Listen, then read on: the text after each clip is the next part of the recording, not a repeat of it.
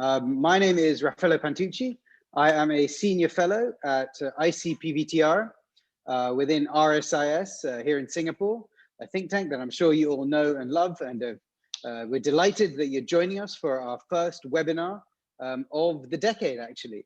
And this webinar is one where we are trying to start a series, which is part of a group of events or webinars that ICPVTR is going to do this year, which try to look at some of the questions around what's been happening with terrorism and radicalization in Europe.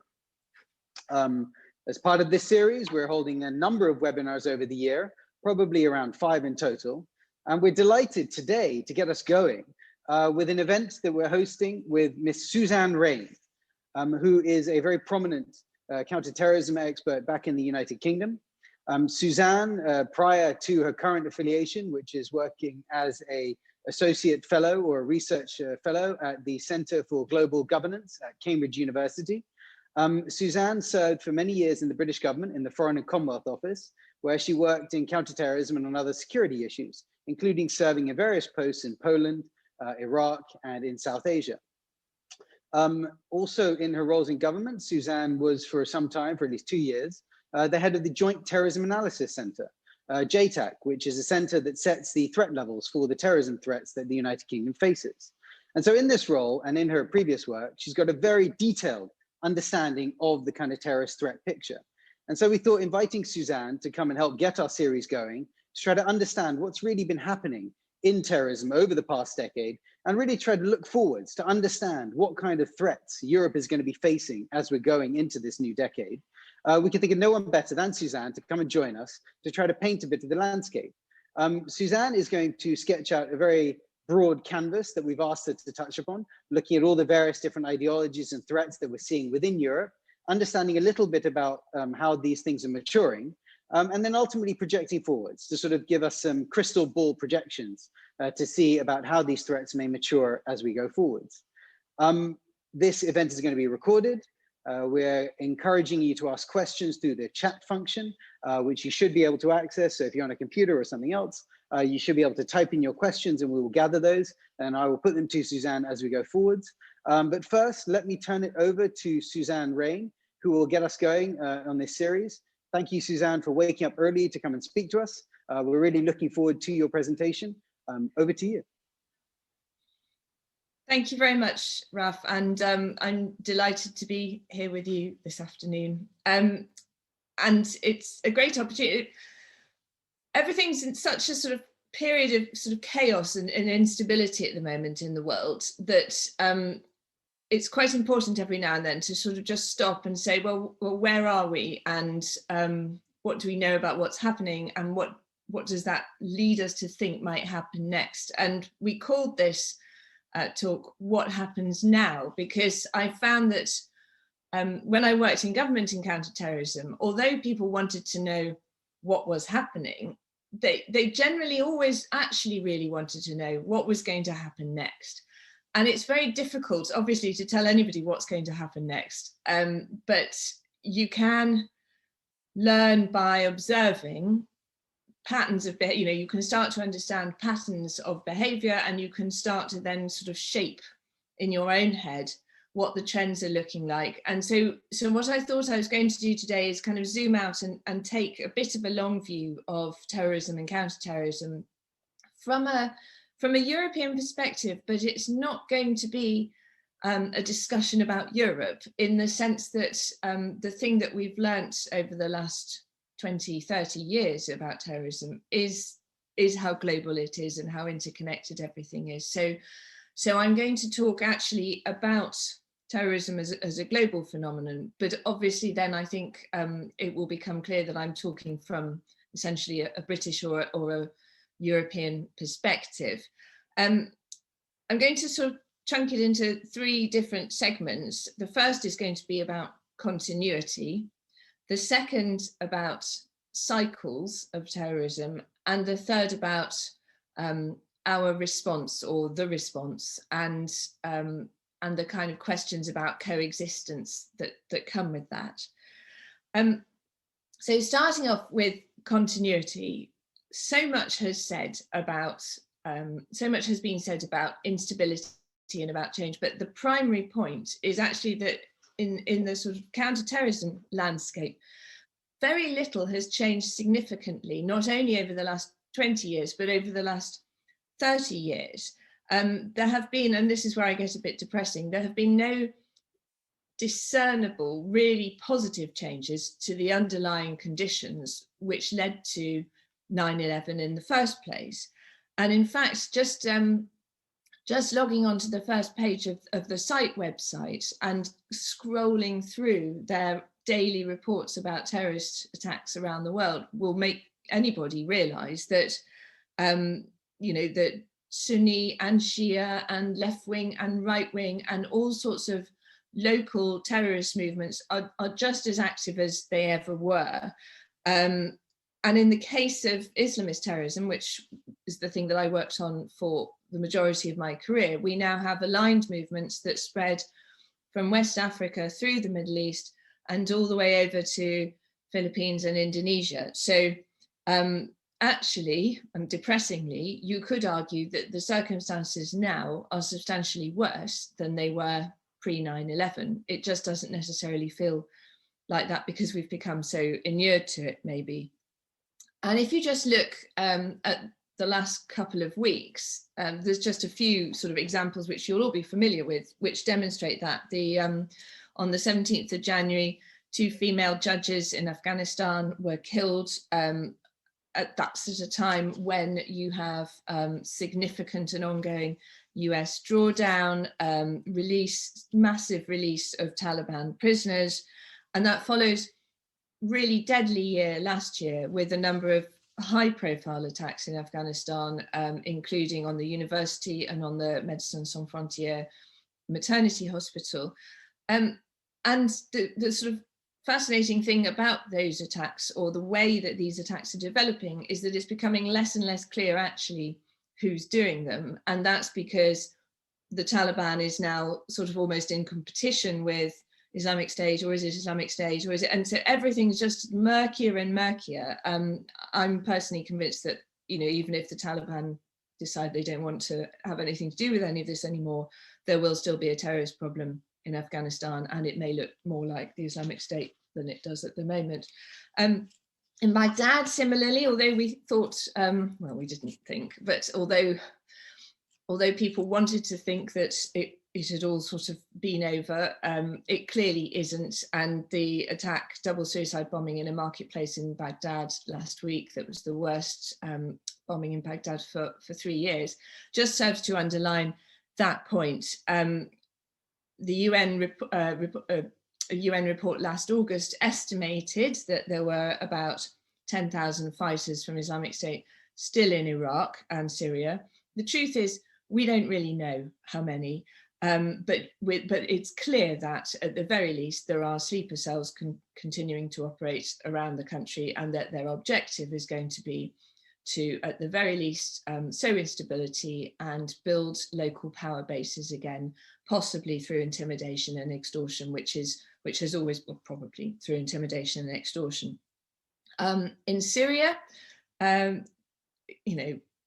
nothing's really changed, and I thought notable last week a statement from Harassudin, which is the kind of most prominent Al-Qaeda affiliate based predominantly in Idlib, but they conducted an attack at the start of the year over in Raqqa, which is showing capability and intent to reach beyond their region. And they have released a video in the last couple of days with a number of their leaders who are not necessarily Syrian, but North African, Yemeni, saying it's time to do lone actor attacks in the West. So that is a departure for them. The situation in Idlib is only going to get worse. And on top of that, as you know, I mean, this is all stuff you know, but on top of that, we have, as far as I can work out, absolutely no further forward on the question of what to do about all the foreign fighters who had joined Daesh and who are now held in camps, prison camps, refugee camps in northeast Syria. We think still that there are more than 60,000 people there, and over 10,000 of those mean, these are rough numbers, we don't, again, have precise figures, but over 10,000 of those are foreign fighters, of which a portion are Europeans.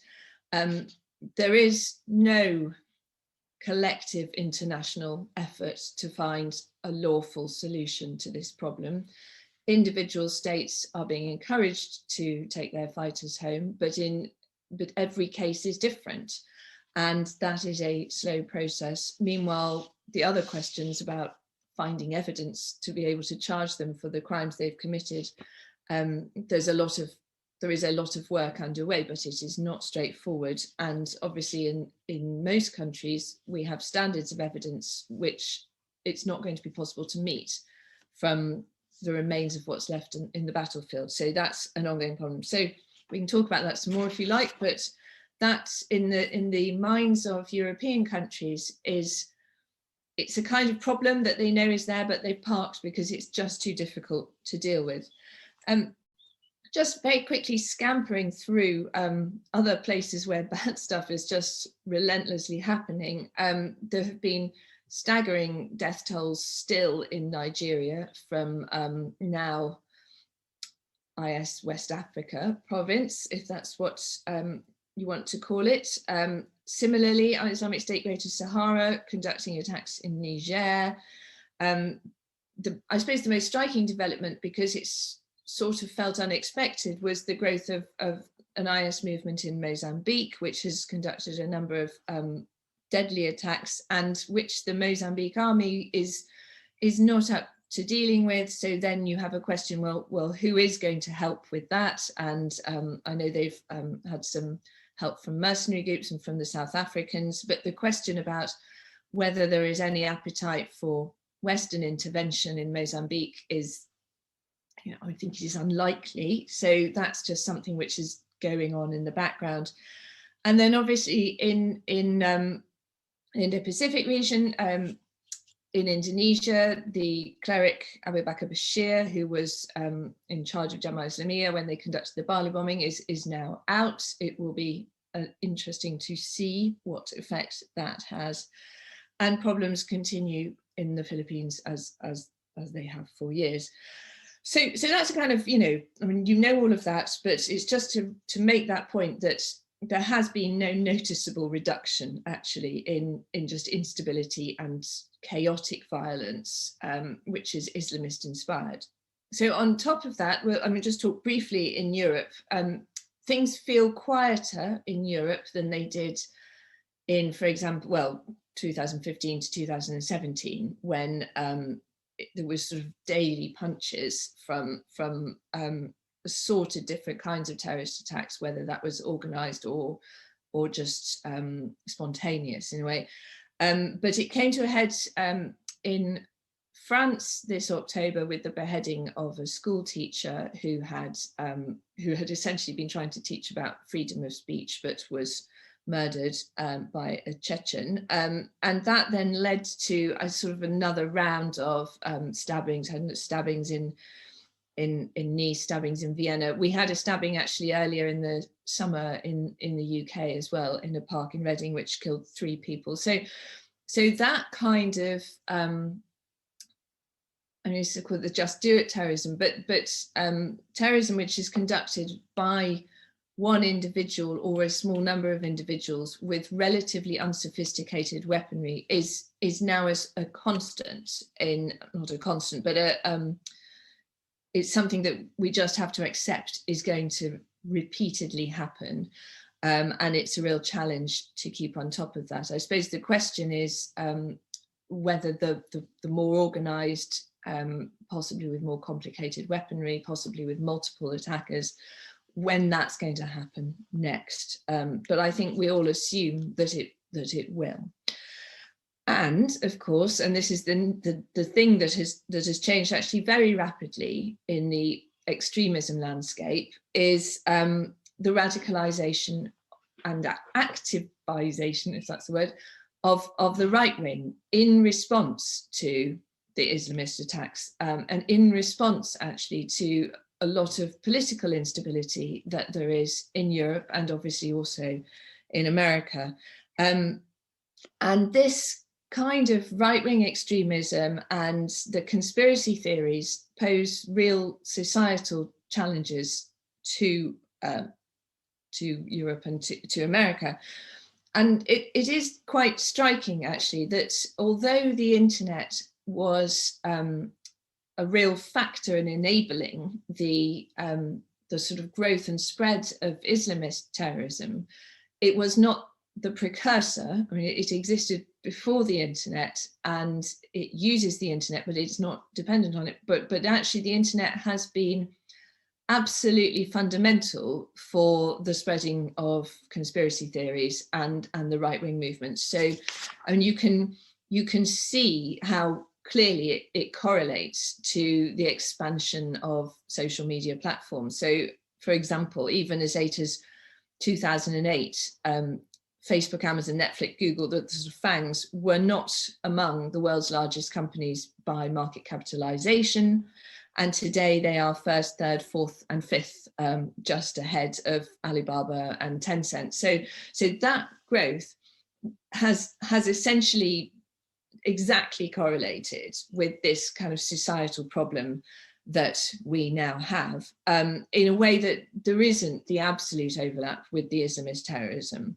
And even as late as 2017 in the UK, we did not have a problem with organized right-wing terrorism. We had a clear problem with individuals who took action, who were motivated by strong political conviction. But that idea that a group would get together and conduct a terrorist attack was still, well, it hadn't happened really. And now, of course, it is happening, and particularly not particularly in the UK, but essentially across what we call the West. And obviously in America, it is now beyond doubt organized group activity. And that question about identitarian politics is a really difficult one to deal with, because we've seen an alarming kind of increase in the number of groups for whom violence is an acceptable tactic.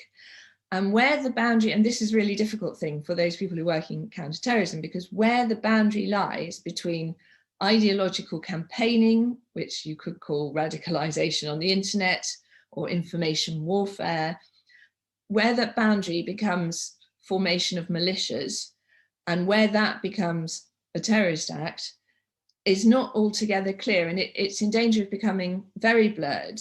And this isn't helped by the confusion which we see particularly in the academic study of terrorism, which looks at groups which have a political agenda, which control territory, which have a belief system, which is anathema to our own on one hand, and then groups which conduct terrorist attacks on civilians, citizens somewhere else on the other. And that's all become really blurry. So and I think we've become very confused when we talk about the caliphate. Is that a political organization whose tactics are terrorism? And if so, let's call it terrorism. But I think the question of definition is still up in the air, and the political confusion that we've got in the West and with these right-wing conspiracy theory organizations, of which Raf is actually more an expert than I am, that's making it really hard. So having spoken about continuity, I was going to speak next about cycles, and in particular the planning cycles of the terrorists and the response cycles of governments. And again, particularly I'm talking from the perspective of British or European governments. Any graph which shows the pattern of Islamist terror attacks against the West will show peaks and troughs of activity. And I mean, global statistics of terrorist incidents are notoriously difficult to produce, not least, as we discussed, because defining what is terrorism and what is, resistance movement is difficult. But in summary, although the level of terrorism was high globally in the 1990s, it was actually very low in Western Europe. And then you had this peak of 9/11, and then it kind of bobbled around. I mean, you then had a series of attacks in Europe in the early part of the 21st century. And then it kind of goes quiet in around 2007, and it stays low until suddenly declaration of the caliphate in 2014, where it peaks again.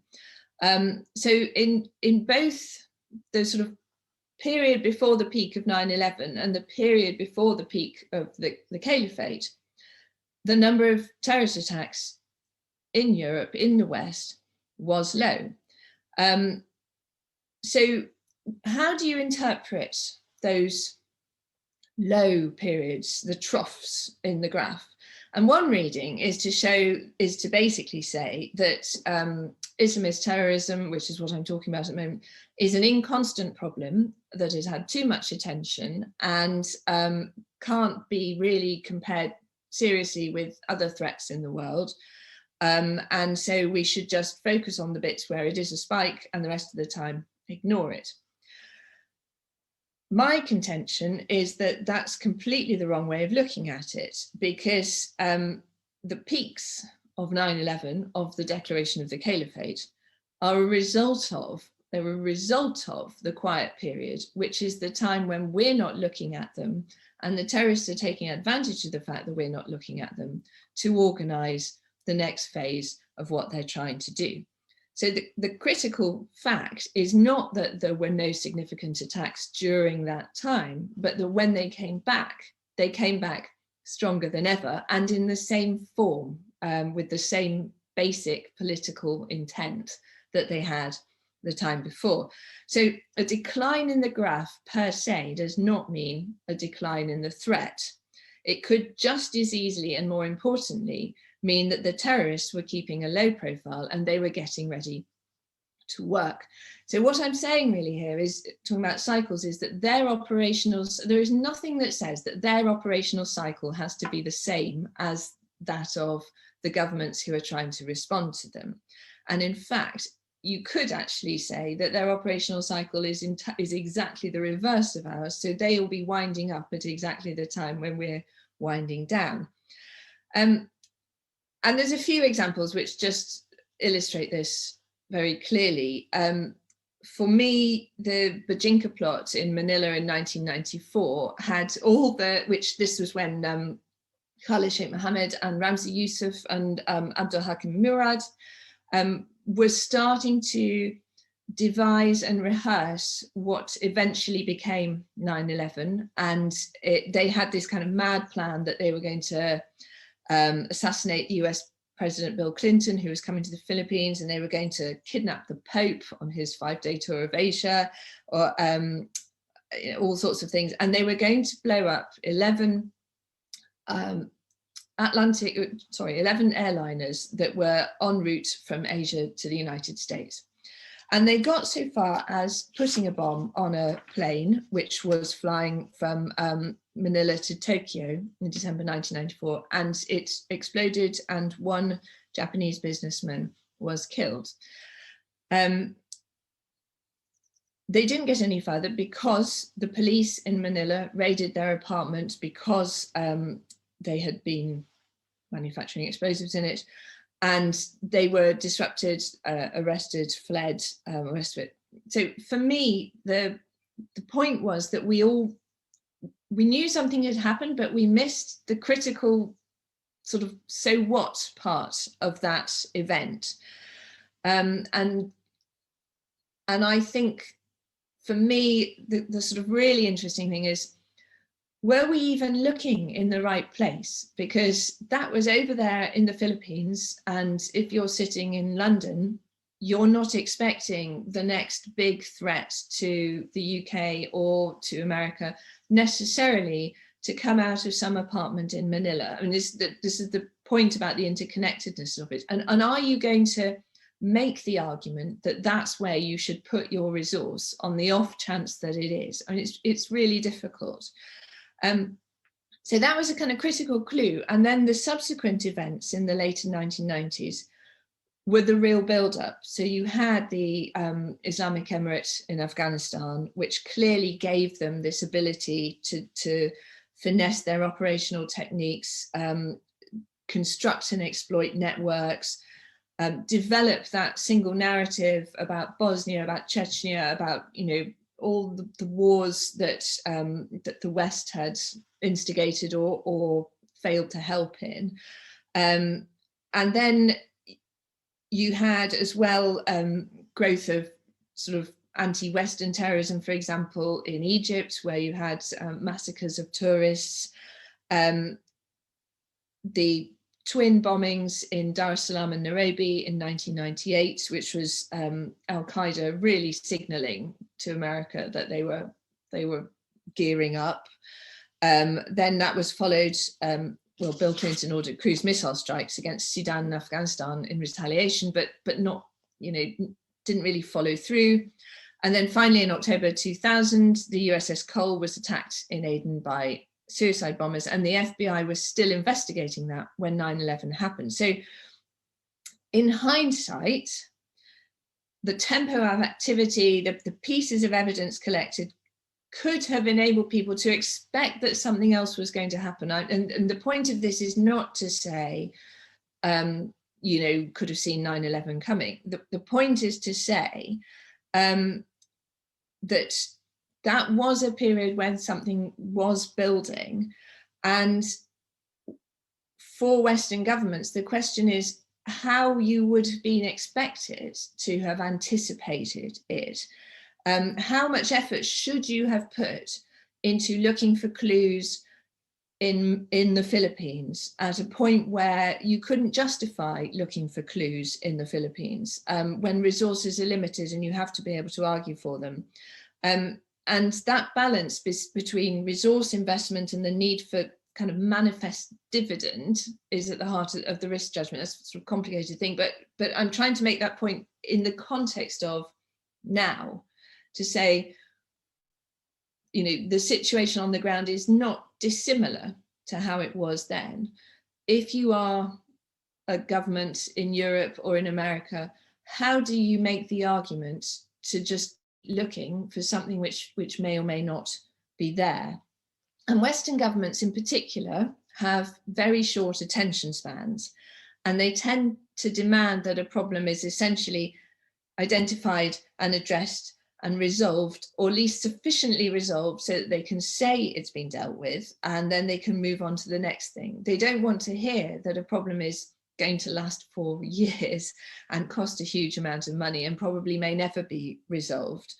This is exacerbated by our electoral cycle, which means that there is a hunger for a narrative which says that they've identified a problem and dealt with it and that everything is better now. And for me, the danger or the risk is that need for a stop point leads to wrong decisions being taken, because it rests on the assumption that a quiet time is a time when nothing is happening. So that was the point of that, is to say, you can't assume that a quiet time is a time when nothing is happening. It doesn't mean, certainly in Islamist terrorism, it does not mean that the problem has gone away.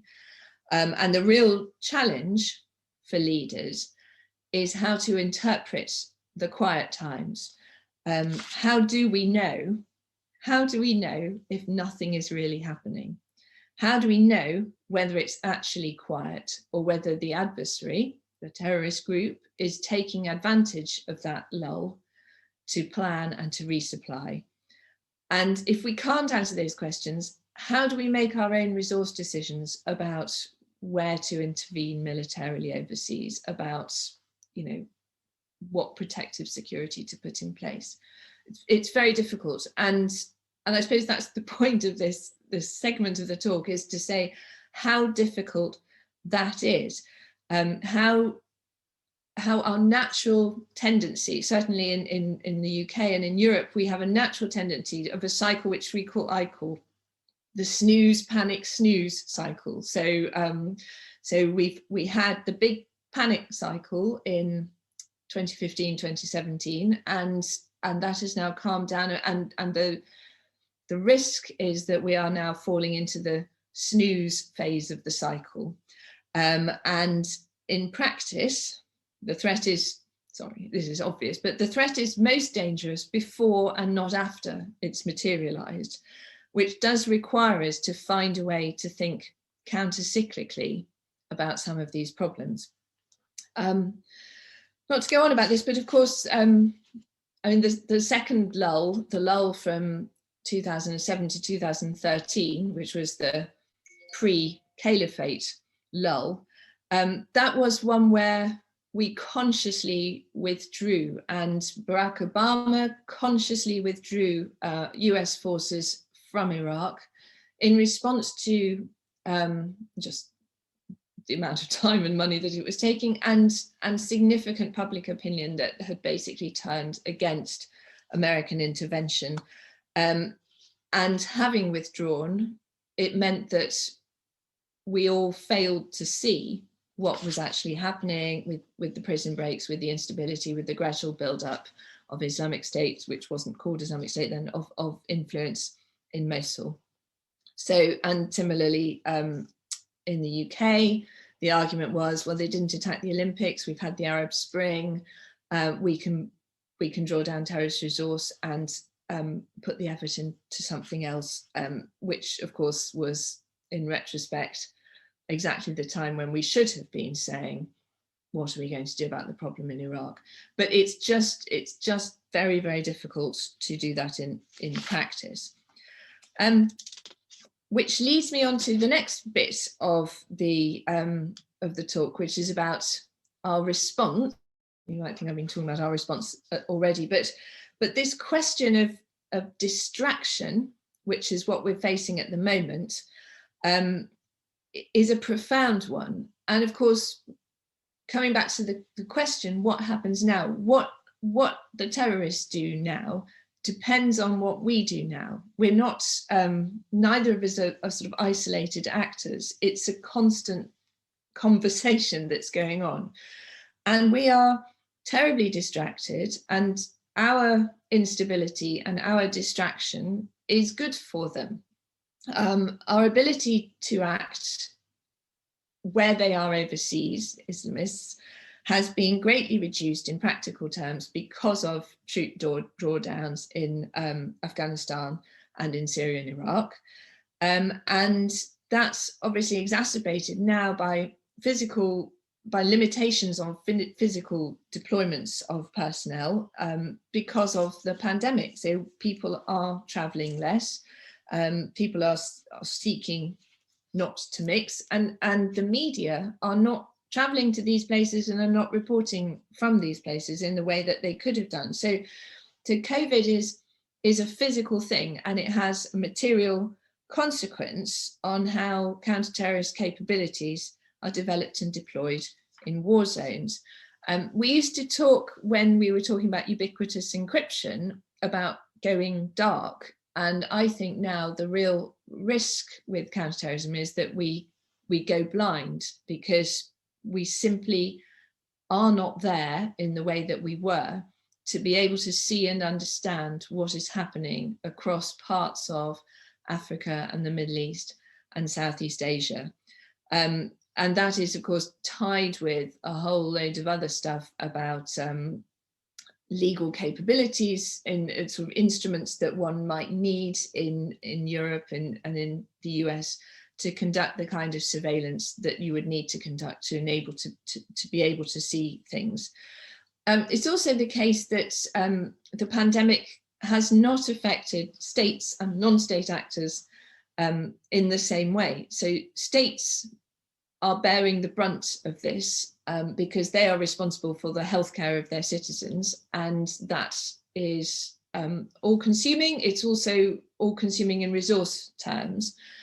With the exception of Taliban and Hezbollah, non-state actors are not responsible for making sure that healthcare is provided, that welfare is still running, that children are still in school. So again, that's a window of opportunity for them to exploit the chaos, sow new conspiracy theories and blame. And in the UK and Europe and America, that challenge, the resource challenge, is going to just get worse and worse. It used to be that counterterrorism funding was the gold cart. So you could say, we need more money for counterterrorism, and the government would say, okay, because we get why this is our primary threat. Well, firstly, there's all the other state conflict threats at the moment, but also governments are going to struggle with budgets for many years to come. So I think we have to factor into all our thinking and planning the fact that there is simply going to be less political will and less money to do the kind of counterterrorism that we have been doing for the last 20 years. So where does that leave us? There is essentially, the problem is just as complicated. We don't know what's going to happen next. We can't see it in the way that we would like to have done. We're too busy and distracted to really, devote the effort we had to countering it overseas. That's not to say it's not happening, don't get me wrong, but it's just that the world is harder right now.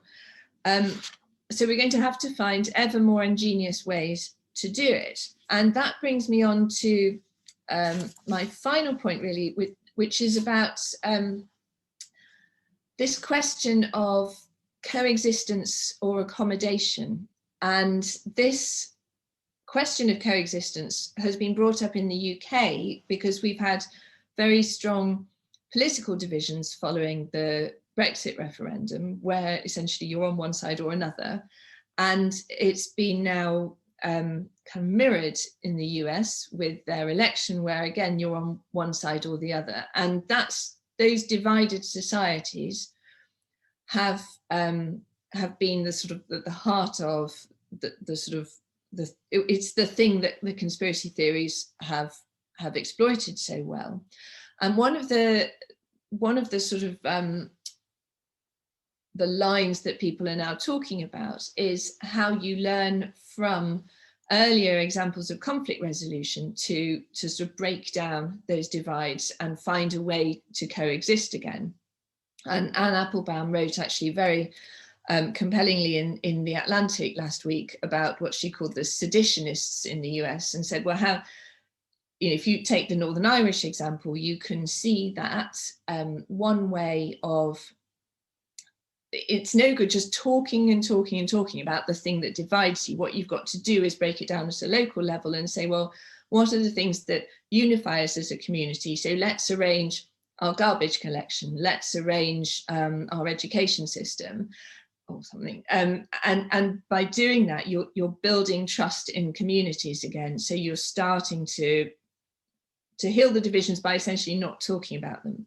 So that's an interesting way of looking at dealing with some of these extreme tensions at the moment in Western societies. And there is going to need to be a significant push on that, I think, in order to reduce the political angst, which is what's giving rise to quite a lot of these violent movements. However, I've been trying to sort of work out, well, how that applies to the sort of Islamist radicalization or Islamist terrorism movements. And sorry, postman. And I think it's harder because in the 20 years plus that we've been dealing with Islamist radicalization, either within Western societies or in terrorist movements overseas, in sort of failed government spaces, I've not seen an example of de-radicalization programs that actually work in a lasting way. And if you look at the leadership of some of these organizations, they are enduring and remain committed for decades. And for me, there is a risk we just go round and round in circles because we're constantly reinventing a new discussion about how we, I don't know, the phrase de-radicalization is probably not quite right, but how we essentially persuade them not to want to be at odds with a Western way of life anymore. And we have had very little success over a protracted period of time. So in science, I suppose the lack of a result over a period of time becomes a conclusion in its own right. And in my mind, I think it's probably time to draw some conclusions from our lack of success. That's obviously slightly controversial, but we could keep doing the same thing forever, and so far, and maybe one day we'll make a breakthrough, but so far we've had little success. So the question is coexistence possible with groups who have violent Islamist anti-Western agendas? And is coexistence only possible if we agree that we will live separately, and noting that, you know, where the tension comes up is essentially where you're contesting a space, and if we agree that coexistence is only possible when we don't contest a space, what does that mean? Does that mean we're comfortable with the spaces that we're not contesting? I mean, these are questions, these are not answers, but Afghanistan is a really good example of this, where we are going to have to be comfortable with a space that we are no longer contesting, that will be controlled, at least to some extent, by the Taliban again. And then the final question that comes on from that is where does coexistence become accommodation? And the Western, you know, American-led coalition against Islamist terrorism has essentially been a military one, and has had some significant successes in reducing the threat or keeping the threat suppressed, but it has clearly not solved the problem. There are other approaches which are closer to accommodation than that approach, and governments like Pakistan or Turkey have chosen to do it in a different way, and sometimes they're doing that in a way that feels more like accommodation than we, US, UK, Europe, would like, but they have to live with the problem the whole time, and it may be that the tactic that they're employing, which is essentially to find a way of coexisting, and find a way for dialogue, you know, that's their way, and it is not going to be the Western way, and that is a complicating thing, I think. And the more that the West retreats from intervention in some of these countries, I think the more we're building up different methods and different approaches, I suppose, for the future. So these, I mean, the answer to this is continued dialogue between all parties, and to listen and learn from each other, especially when we're all trying to deal with some, you know, the terrible things that are happening at the moment with the pandemic. And I suppose I'm going to finish by saying, so there's loads of questions in there, and I'm happy to sort of address all of those, because I'm throwing up things that I think are going to be issues rather than answers to them. And to finish by saying, we need to stay alert and prepared for surprises. And within our national, all of our national counterterrorism machinery, whatever it looks like, because every country is different, we need to make sure that we are maintaining a disruptive capability which keeps them on the back foot. But also this means by which we work together for a foreign policy solution, and we work together not only with our allies, but also with countries whose approaches are very different, or countries whose problems are really acute, but where we can't actually find a military solution. So there's, you know, I'm saying the problems are not going to go away, and we are going to have to continue to think about it and focus on it. But the most important thing is that we remain capable of being vigilant and watching for the changes so that we can respond to them. Ralph, I think I'm going to finish there, if that's all right. And sure, that was excellent, Suzanne. Thank you. Real tour de force. You covered an incredible amount of ground there, and really, I think, laid out a number of really important issues and questions. I mean, I loved some of the sort of symbolism used, the sort of peaks and troughs idea, these cycles, how these things sort of come and go, and how we see them developing. I thought there was lots of really interesting and important stuff that you raised up there. Now, let me ask people to please, if they have questions, to type them into the chat function now. I'll be monitoring it, and kind colleagues from, I think, ICPVTR are going to flag up some to me. But maybe to get us going while people are sort of thinking after, you know, digesting that incredibly rich presentation that you gave us and trying to think up questions to fire at you, maybe I try to get us going to touch on something you kind of talked a bit about, which was the extreme right wing, which is of course now becoming an increasing topic of conversation. I thought it was interesting the point that you made around, you know, how it's a response in some ways to what we saw on the Islamist side, and that's kind of what we've seen, and within a kind of European context, I think that fits into the kind of broader historical trend. But of course, there was, you know, extreme right-wing terrorism pre 9/11 in Europe, and it was a sort of substantial problem, you know, in terms of the sort of left and right struggle that we saw in the post-war period. And, you know, even in the UK, groups like Combat 18, which are still sort of bobbing around, you know, were really quite active. They weren't certainly pushing to the ambition that we see sort of by violent Islamist groups, but they definitely sort of existed. So I wondered if you could talk a little bit more about the kind of extreme right wing we see in Europe in particular now, and how you think that is different, if it is different, or if your continuity point holds to what we maybe saw pre 9/11.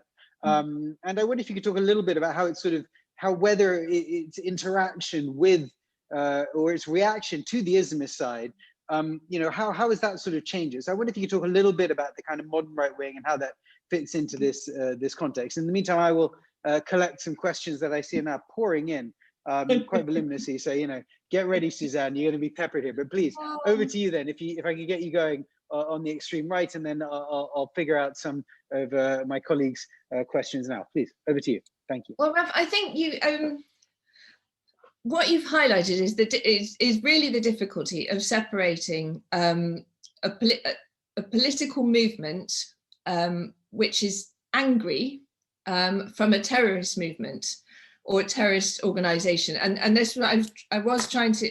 I mean, it's definitions of these things are really difficult, and we had it even in the UK where an extreme right-wing individual on his own murdered a British member of parliament, a young female British member of parliament, and he was prosecuted not for terrorism but for murder because in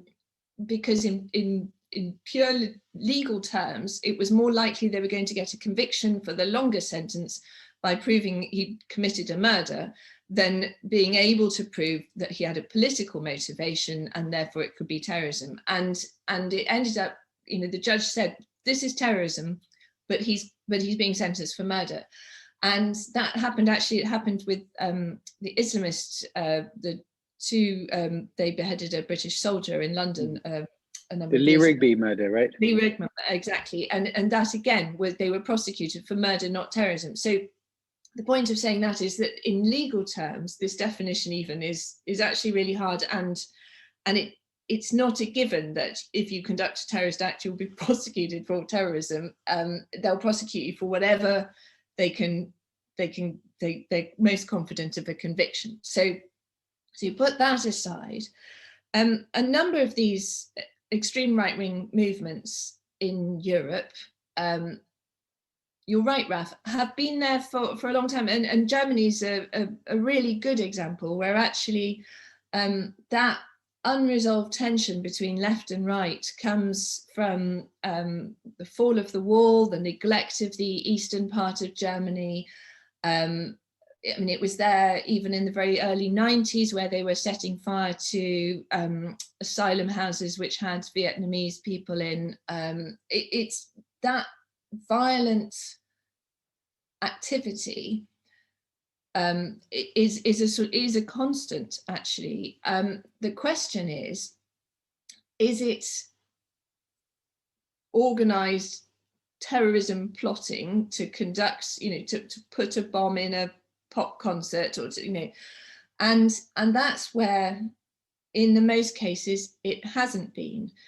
That's what makes it ever so difficult. And I did a study a little while back of the availability on Amazon of all the books and literature by people from the European Identitarian movement, and they're all readily available on Amazon, and they all have 5 stars. And so all the work that had been done to remove radicalizing Islamist literature, to remove Anwar al-Awlaki from the internet, that work hadn't been done on the radicalizing right-wing side.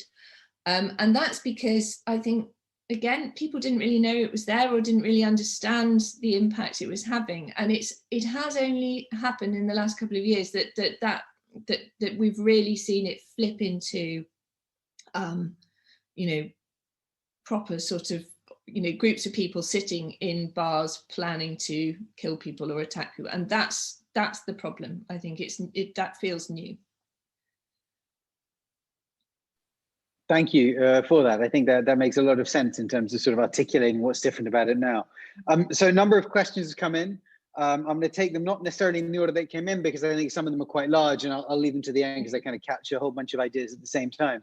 But I had some very specific questions about the UK context that colleagues are asking. And so I'll start with a couple of those. And I think the first one is from one of my colleagues at ICPVTR, Vidya, who's asking about what is the average length of sentences of ISIS returnee fighters and their families in Europe and the UK. Now, maybe that's a very specific question. You don't necessarily know the exact numbers, but I think maybe some comment on detention policy and how that's sort of playing out maybe across Europe, because I know that's something that we've been talking a lot about in some other contexts. So I think hearing your thoughts about that would be really interesting. And then the second question she asked again specifically about the UK context is, how does the UK deal with organizations like Al-Muhajirun or Hizb ut-Tahrir? Now, of course, Al-Muhajirun came out of Hizb ut-Tahrir, and the government has dealt with them ultimately in different ways.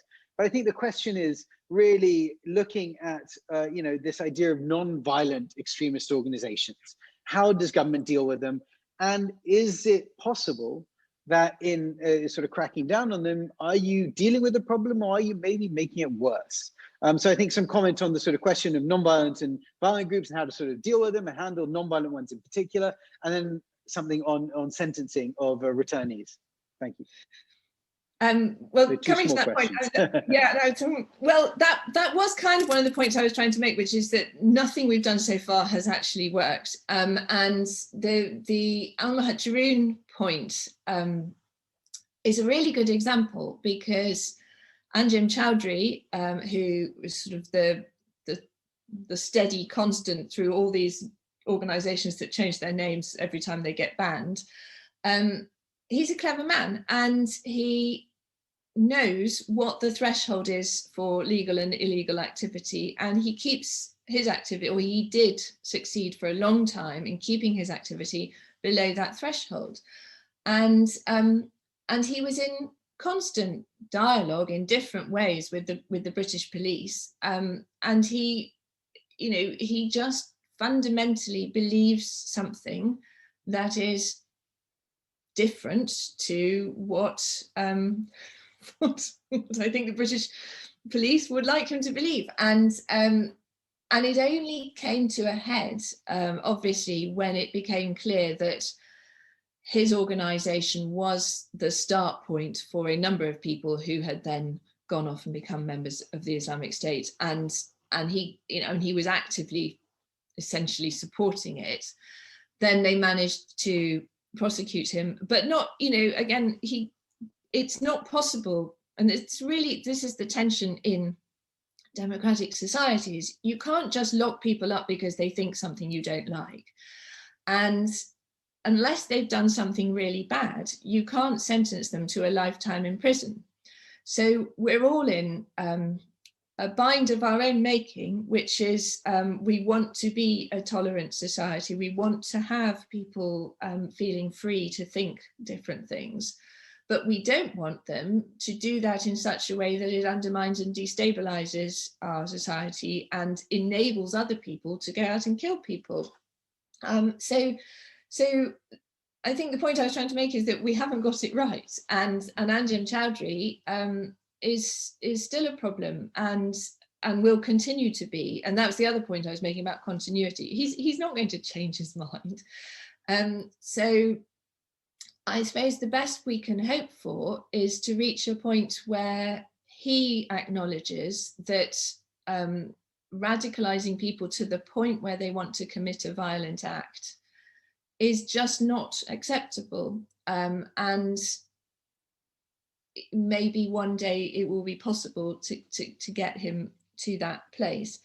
But you're reminding me as well on that subject of problems that we had in the UK in the 90s, where we had a lot of people from Algeria in London, for example, and again, you know, they weren't committing crimes in the UK, but they were a part of a violent movement in Algeria. And how do you prosecute people when they haven't committed a crime and you have no evidence? It's not easy. I don't have an answer to that question. On detention policy, or so average, I mean, this links onto it. Average length of sentencing is not long. I couldn't tell you exactly, but it's a short number of years. And actually that statistic in itself is misleading, because a number of people who are essentially terrorists or who the government wants to lock up because they think if they don't, they will become terrorists, are not locked up for terrorist offences. So you can't look at the statistics and say there are X number of people in prison for terrorism and it's for this, Y number of years, therefore this. Because a number of people in prison will essentially be there for, social benefit fraud or something, although the underlying reason is that they are concerned about terrorism. Well, they've done all the crimes, don't get me wrong. So they're there for the crime they've committed, but they're also a problem in other ways.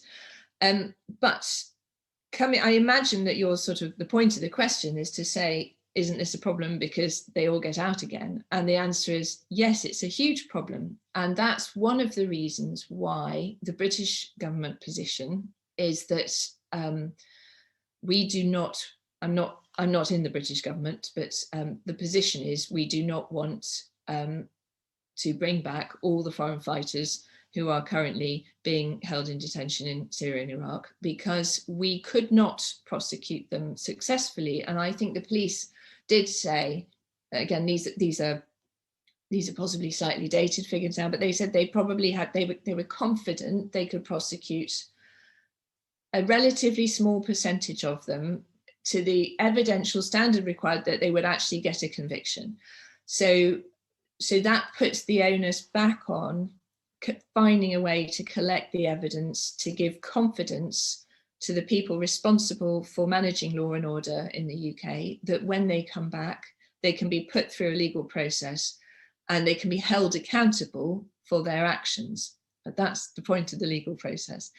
And detention policy will, they are going to be released in a short period of time, and that then throws the problem back onto the police and security service, who have to then find the resource to monitor them such that they can reassure the public that it is safe. And that is a huge resource per individual.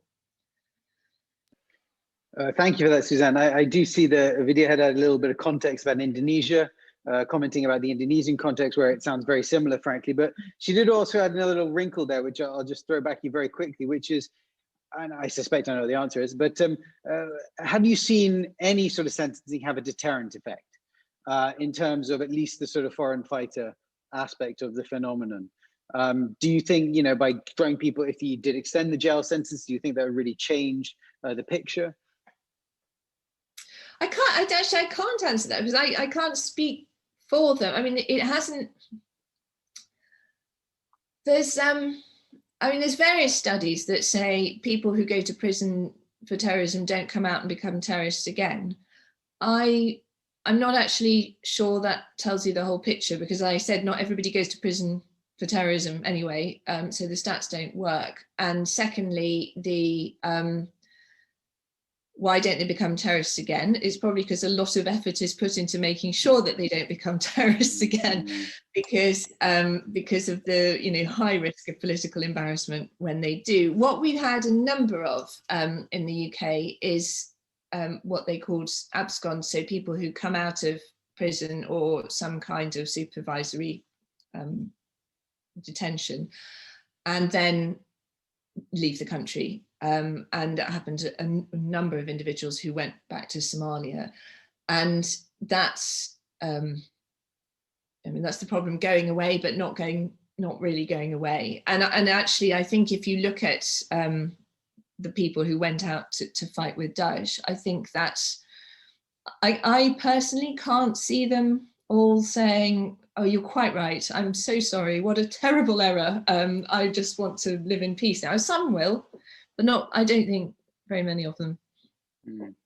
Yeah, that's it goes back to a point you made a few times about the sort of DRAD side, and I know I've got some colleagues on the call who work on that, and so I'd encourage them to sort of ask questions or sort of push back on that one. A question that I guess I'm unsurprised to see, but I think is very topical and interesting and relevant is, and a couple of people asked it in slightly different ways, is this question of the pandemic and its impact on the threat picture. And if we just focus on kind of Europe again in particular, where we've seen these sorts of low-level attacks over the past year, and in some ways that's continuity from the years before, but there has kind of been a quietening down, let's say, of the threat picture. The question that a few people ask is, do you think that this is, again, one of those lulls, one of those troughs that you talked about? And so what kind of is the spike that we might be able to expect? I know predicting the future is impossible, but to sort of try to cast your mind forwards a little bit. And then, and also, how do you interpret the kind of lull that maybe we've seen during the pandemic period, again, within a kind of European context? Is it because of physical restrictions? Is it because of a change in the ideology or something like that? So some questions really about what's changed over this past year with COVID, and what we might, is there something we could, expect next? And is there any way of foreseeing roughly when that could or could not be? So I think it's, I think it is a lull because of COVID. We were in a, actually, let me get this right. We were in a lull anyway, because when essentially Raqqa was bombed, and then they were forced out of the last sort of pockets of territory in Syria, we were already at the point where they were down, they were regrouping, they are regrouping, and we have relaxed the pressure, but they're in no hurry. There's no reason why they should be in a hurry. And I think that's why I talked at such length about these cycles, was just to make us think, it could be another 5 years before anything happens. Don't assume that it's going to be before Christmas or whenever. But also, the pandemic has made life difficult for everyone. Travel is just harder, borders are closed. In Europe, there are no targets anymore, because all the restaurants are closed, and the pubs and the cinemas and the concerts. So if I was a terrorist and I was going to do a spectacular attack, why would I choose to do it in a time when everybody's locked in their houses? This is sort of self-evidently, this is not the best time to go and do something. I suppose so when might it happen? I suppose the point that I was trying to make is, the grievances haven't reduced. And in the case of Raf, as you know, in the case of Syria, grievances are building in those camps, and they're in no hurry. So sorry, that's a bit of a. When will it happen? I don't know. It could be another 5 years, and that's the problem, because it means we're just going to assume that it's gone. But I thought the Haras ad-Din statement was interesting, because it just reminds you of intent, and it reminds you of capability, in that they are capable still of putting together a video conference and, you know, publishing it. So I mean, maybe to pick up on that particular one, because of course, and this does tie into a question that has been asked, which is, you know, the Haras ad-Din call was for the lone actor style attacks. And I suppose a few sides of this question. First, what do we make of Haras ad-Din, a group that's, you know, Al-Qaeda in Syria, but focused more on the ground, now suddenly making that call? Is that an articulation of weakness on the ground? Is that an articulation of long-held intent that now they're just expressing more publicly, or something else? And then on the flip side of that, you know, and this goes to a question that a colleague has asked, one of my colleagues, ICPVTR, and Nadir, who says that, you know, it's very difficult to prevent these kinds of knife attacks, these, you know, what AQAP used to call the just do it attacks.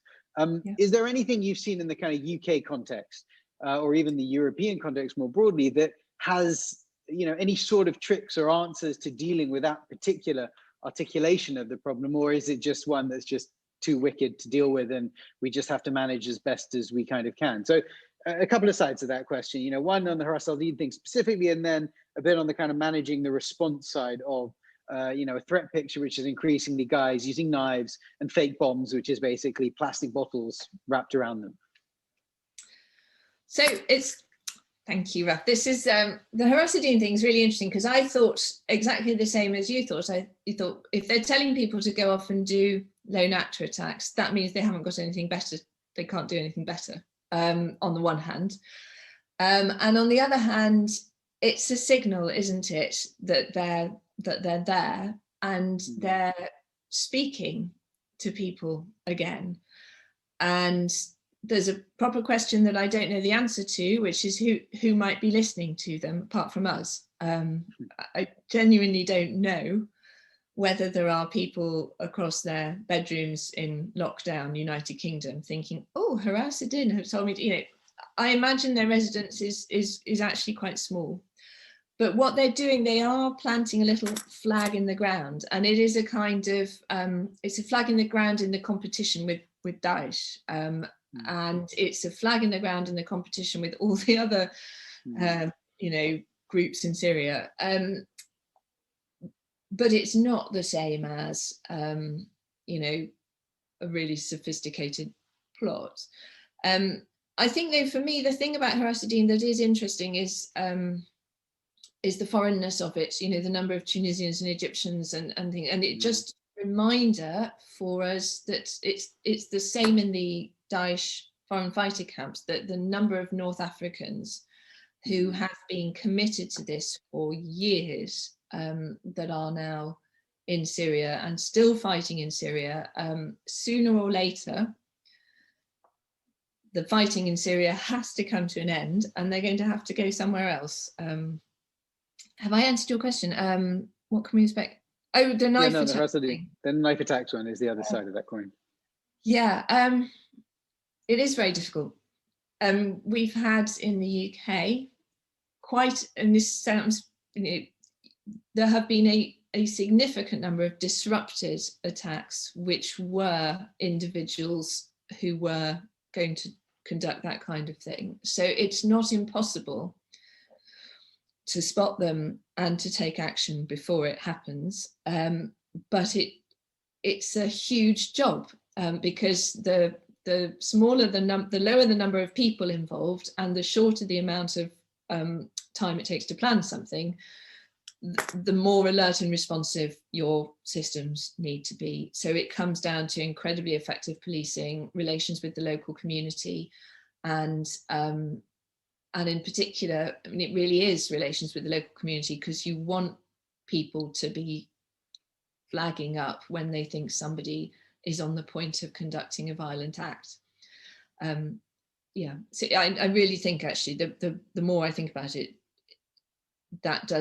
it's about community relations, actually. No, it's I think a very important point, and I think it's all about building those links. And I mean, those tripwires out in the communities. I suppose the other side of that, which I would sort of ask, which kind of builds a bit on that particular aspect of the threat, is, you know, I've noticed in the UK in particular, which is where I tend to focus a lot of my attention on this threat, is that there have been a number of cases that we've seen that have come to courts over the past few years, where it looks like the security services have stopped someone who they think was about to do this. And yet when they brought this to court, it hasn't worked. And I don't, you know, of course, there's an assumption of innocence, you know, going into any trial, but certainly there is a lot that seems to be presented, which suggests that, you know, a lot of resources put into stopping this person on the assumption they were going down this path. And yet ultimately, when they got to court, they were unable to convince a jury that this is what the individual was up to, which I think ties to another side of this question, which is, you know, how do we deal with that side of it? Where if you're looking at an attack which is so low tech that people are essentially using a knife, using a car, things that most people have kind of easily available, how do you kind of prove that intent side of the picture? And if we think of the shift, the rapidity with which people go from being a bit angry to deciding to do this, you know, that I think some people call it the flash to bang. You know, how on earth do you kind of get into that? And is there anything you've seen successfully achieved anywhere to try to deal with that particular side of the equation? Well, I mean, you're right. It's really, really hard, which is why actually every time a terrorist group calls on people to just do it, it's making the problem worse again. And actually, sorry, I will answer your question in a minute, but the other thing that that clearly happens is that one attack of that kind starts a little chain reaction, and then you'll have some copycat ones over the next sort of couple of months, and that's obviously what happened in France again recently. So it is a significant problem. In the UK, there is a huge amount of effort at the sort of what's the word? I don't want to say it's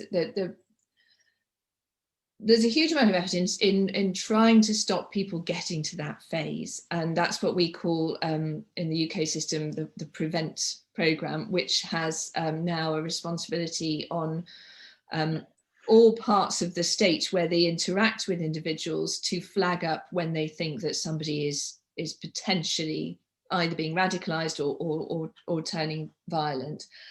And you know, I think it has to be the case that has reduced the number of people that have gone through that process in the first place. It's very, very difficult to say because you're constantly trying to prove a negative, but it has to be the case that it's had some positive impact on some people. And then at a certain point, people will slip through. And for me, the point that I really struggle with at this point is that as soon as one thing happens that it wasn't possible to prevent, the blame falls on whoever could possibly be held responsible for not preventing it. And there will be inquiries, and the media will say, why did, you know, they knew about this person, why didn't they stop him? And yet you can't stop everybody all the time. And at some point, it would be nice to feel that the real force of the blame fell on the terrorist or the radicalizers, rather than on the people who this one time weren't able to stop it. I think some of that is actually our media is to blame, because it becomes a political thing that you want to hold government responsible for not stopping something rather than the actual perpetrator. Thank you. I think, yeah, it's a very thorny issue, and I think it's a very difficult one to deal with, especially when you're dealing with some of these cases and how particular some of them are, the youth of them. There's a case here in Singapore that's sort of just been revealed of a young 16-year-old boy who was apparently planning something from his bedroom of attacking mosques, and seemed to have been inspired by the Christchurch attacker. And to see that kind of echoing here in Singapore is quite surprising, I think, to people. And it's going to be interesting to see how that investigation plays out. And I think it's going to touch on a lot of the questions you've sort of addressed. I have a slightly adjacent, very tactical, specific question from one of my colleagues at ICPVTR, who looks in particular at CBRN and CBRN threats. And I wonder if you could talk a little bit about how you see CBRN threats in particular within, again, a kind of European context. Is this I know that this has been a great concern in the past. I know, well, again, it went through a sort of trough maybe. I thought recently with ISIS and what they've done on the battlefield, it started to go up again. But I wonder what your sense is of the sort of current state of the CBRN threat concerns in a kind of European context, whether it's been impacted by the pandemic, bioweapons, I don't know. But yeah, please, over to you. Well, I had a section in my talk about innovation that I got rid of because I couldn't fit it in properly. Oh, perfect question then to bring it back, right? Perfect question. So thank you, Ruben. this issue has been there from the beginning, actually, or from a long time ago, because we knew that Al Qaeda had the intent, or were experimenting up in Afghanistan, 20 years ago with some of the, Abu Kebab's poisons handbook. It's there, and they've had intent, and they've had a degree of capability for many years. And as you rightly say, Raf, on the battlefield in Syria, we saw multiple use by Daesh of chlorine, sulfur mustard, that kind of stuff. We have seen examples of attempted ricin production or actual ricin production in Europe. So it would be a mistake to say they don't have the capability and they don't want to do it. What we haven't yet seen is the sort of methodical transferal of the battlefield skills to Europe. And you would think that it is only a matter of time, but it might be quite a long time. So you come to all the same questions about how much preparation you should do, how much contingency planning for something which, for a capability they've had for a very long time and haven't used. And you could apply the same to questions about drone technology, for example, because, again, now they've been using drones for multiple years on the battlefield to attack tanks by dropping them bombs down the little hole. So why shouldn't they use it in the West? And maybe they will. Maybe though, when it comes down to it and they're forced to choose, because planning a terrorist attack, planning a complex terrorist attack is complex, and they have to make decisions about what is likely to have the best effect. And I'm not a terrorist, and I don't want to give any ideas, so I have to be careful. But if you look at the Manchester arena bombing, that was incredibly effective. And in terms of who actually was there, it was one person with a rucksack with a bomb in it. So I suppose I expect them to continue with the traditional techniques, but I think it is, of course, increasingly likely that they will start to use innovative techniques. And the question comes back then to just vigilance at watching for any suggestions of changing of attack plan and design. And maybe to sort of pick up a strand of that, which I'd be interested in your thoughts about, is, do you see a difference across ideologies in that regard? We touched a bit on the extreme right. You mentioned some of these sort of conspiracy theories. We talk a lot about violent Islamists, sort of Al Qaeda, ISIS. Do you see a kind of a difference in desire or use of new technologies or CBRN weapons by different ideological strains? I don't know the answer to that question. I don't know enough about the sort of terrorism end of this. I think maybe, Raf, you know more. What do you think? Well, I'm leaving the answers to you. I mean, I asked the question because I genuinely don't know. I'd be interested to hear more. I know as I have some colleagues who are sort of working on some of this, so I'm slightly asking on their behalf because I know that they'd be interested to hear an expert like yours thoughts on something like this. So I guess we have to all wait and see what sort of emerges. But I think certainly one of the things that I've seen talked about a lot, and I'm question a little bit, is the discussion about the pandemic reigniting the idea of bioterrorism amongst sort of ideology in general. I am yet to be convinced that that's entirely the case. And people say, well, the disruptive effect, so on and so forth. I mean, I don't think that's new in a way, but it's been mass discussed, and people talk about how the threshold of access to some of this technology is lowered, and therefore you could see a sort of collision point on an axis, which means that this becomes a more possible threat. And some ideologies more prone towards that. It's very difficult to sort of predict that, but certainly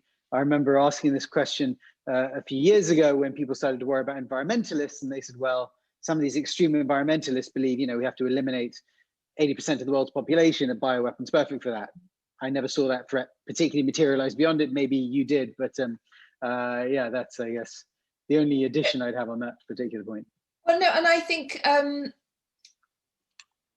obviously this is what everyone's going to be talking about now, because we're in a pandemic which has shown that, you know, biological mutations and all the rest of it. So this is obviously something that everyone will be talking about. I suppose that the point, and I could easily be wrong, but the point I would make is that terrorists have had this, they have had a capability in this sort of CBRN sphere for quite a long time, and they have, for whatever reason, consistently chosen not to use it in favor of putting a bomb on a plane or in a crowded space. And so I would, yes, expect people probably to try some more stuff where they're sending things to people, and you know, and that could, Raf, you're quite right, that might probably, who knows, but it might probably be something that appeals more to the extreme right wing than the Islamists, that kind of thing.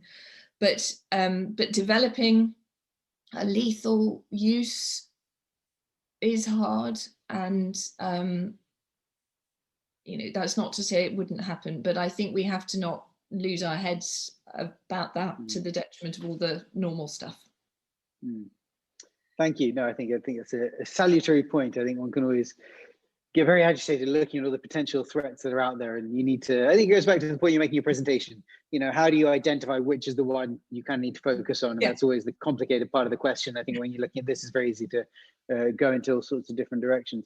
I wonder if I could ask a slightly broader question about the capability side you touched on a bit, to think in sort of, again, if you look out across Europe, are there parts of Europe where you think that there is a sort of a potential issue around capabilities? I think one of the big things looking at ISIS and the impact of the war in Syria on Europe was the fact that we saw Europeans from across the continent going, and countries that had never dealt with this problem before suddenly finding they had foreign fighters, they had networks that were touching on their territories, they had issues that they need to deal with.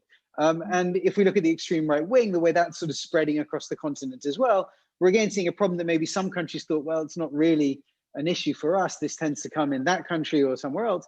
It's actually really becoming a kind of homogenous threat across the entire continent. And so from a sort of security planner's perspective, you know, I guess now that, you know, now that the UK has done Brexit, you know, the UK is now cut off from all of this, but Europe is still very interlinked, you know, on the continent, certainly because of Schengen and free movement and everything else. And, you know, once we get past the COVID restrictions, you know, that movement will return. It's already there to some degree, you know, so there is a real dilemma there of, if you've got a threat that's so diffuse and so interlinked, if your capability isn't in that same sort of a way. So I wonder, are there any areas where you see that there's sort of gaps or problems in the full spectrum of the kind of CT response picture, where you'd look at parts of Europe and say, well, I'd be concerned maybe about an issue from this particular part of the continent? And I say, I'm conscious that's a slightly unfair question because I'm asking you to have a comprehensive knowledge of all of Europe. but I also know you're a real expert on these questions and have thought about them a lot. So yeah. I'm going to give a slightly politician's answer, but I think I believe what I'm saying, that so the last 5 years or 10 years, well, the sort of caliphate years taught Europe that the overwhelming importance was to share information, not to, so basically the more you share, the safer you all are, and set up a sort of system to do that didn't exist before. And that undoubtedly enabled the prevention of multiple terrorist attacks in Europe and the detection of cells that were passing across and through. And that obviously, and once you've set that up, you're then building confidence and trust in each other. So I think on the one hand, I actually have quite high confidence in the abilities of the nation states of Europe, because this is a reserved power, so it's a national security, it's a nation state issue, but of the nation states of Europe, including the UK, to cooperate as much as it is possible to do in order to detect terrorists wherever they are.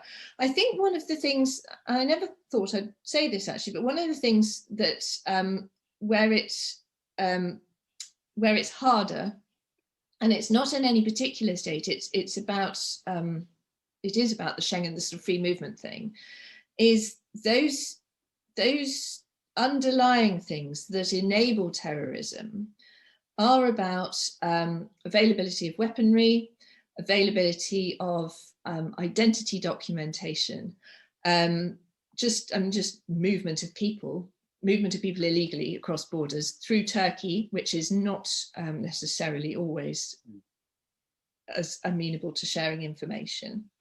And so if you look at, the Paris attacks in 2015, where did the guns come from? Well, they probably came from, I think they largely came from the Balkans, but some of them were originally Russian, some of them originally Chinese, so that broader question about the sort of the serious crime part of it, and some of it is organized crime, and some of it is simply how communities in Europe have existed for years. So North African communities in Europe know how to get extra identity documents if anybody needs one, and that spreads across large parts of Western Europe, certainly.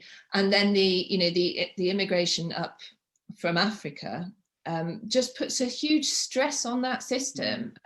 So the security services in countries who are importing large numbers of undocumented people in a sort of totally haphazard way, that's a stress, and it's not their fault. They're doing a good thing by taking people in. That's what I'd say on that. But I think for me, we did some studying on where the weapons are coming from, and they've been sloshing around Europe for decades, but you can buy them in Belgium. So well, thank you for that. And as a sort of final question before I let you go, and as you can see from the clock up there, we are ticking towards the end of time. It's been an incredibly rich hour and a half, so thank you very much for taking the time and starting your day with us, of course ending the day for us here in Singapore. But I'll end with a sort of final question, which is looking beyond Europe, but it's the topic of conversation very much around terrorism and extremism at the moment, is what we saw happen in the United States over the past month or so, with the sort of change in power in Washington, with the assault on Capitol Hill, and the debate about whether it's terrorism or not, and every sort of, I think one could get very lost in that sort of debate, and I don't really want to go into the academic side of it.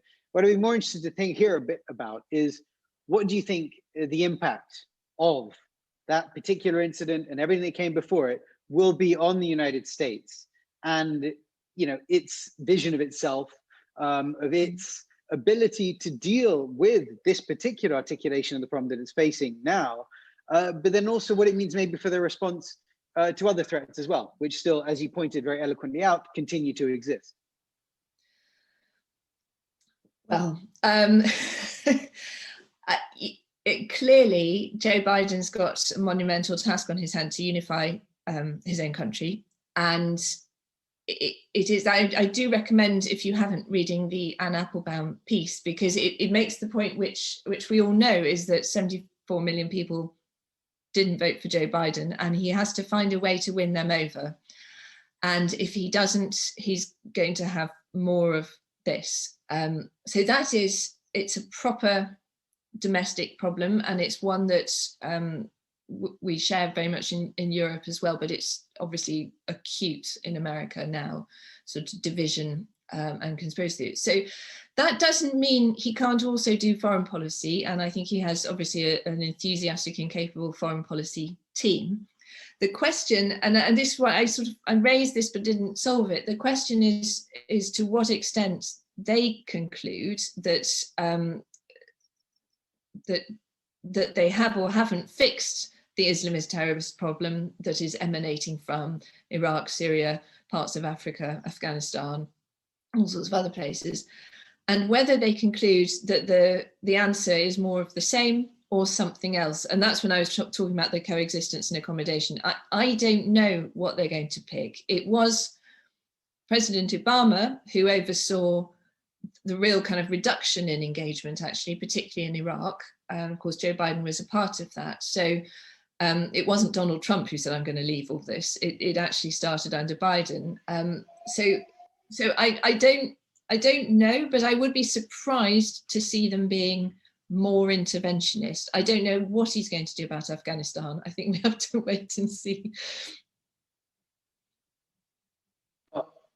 Thank you very much for that, Suzanne. I think, if you're able to answer some of these questions, I think you would be in a fantastically wealthy position, because of course these are the big crystal ball questions that I think we're all worrying about a great deal.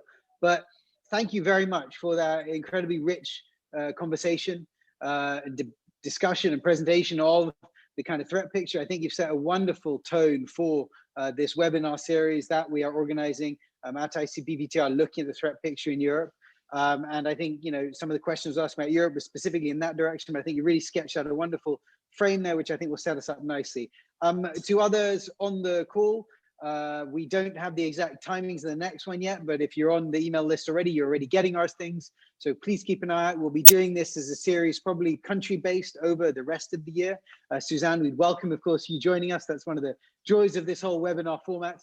Is that anyone can come in from anywhere in the world. And I think we've had a number of people tuning in from around the world on this one as well. But thank you very much, Suzanne. I think at this point, we would all rapturously applaud you for giving us so much of your time and giving us such rich presentation. So unfortunately, all you have to hear is me doing it here. And I'm sure everyone else is doing it at their computers. But thank you very much. Thank you all. And look forward to seeing you all next. See you soon. Thank you.